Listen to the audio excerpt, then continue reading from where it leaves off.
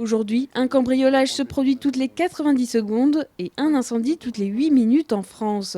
Alors, pour lutter contre ce constat, une entreprise strasbourgeoise s'est lancée dans la protection des habitations et locaux professionnels en 1986. L'objectif d'EPS aujourd'hui, c'est de développer, commercialiser et opérer une offre de télésurveillance. La télésurveillance, ça consiste à veiller 24 heures sur 24 sur des lieux qui nous sont confiés pour leur protection.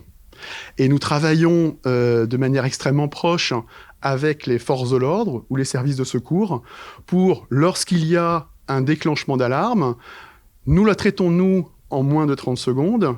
Nous regardons s'il y a, oui ou non, tentative d'intrusion. Et en fonction, on peut être amené donc à les appeler pour qu'ils puissent intervenir.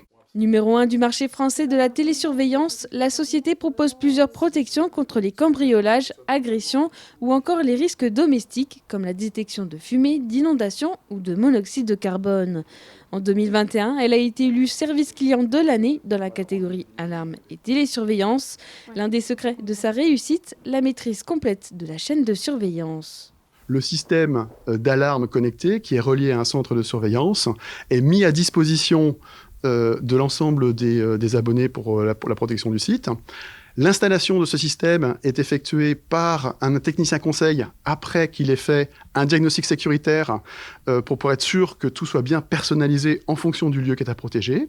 Cela inclut aussi le service de télésurveillance 24 heures sur 24, la maintenance, y compris le changement des piles, et tout ça est pilotable à distance avec une application mobile, de manière à pouvoir savoir ce qu'il se passe chez soi ou sur le local professionnel. 500 000 lieux sont protégés par l'entreprise, soit 5 millions d'objets connectés.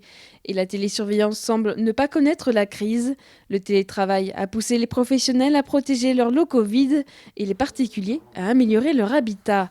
Ainsi, la sécurité reste une préoccupation prioritaire pour les Français.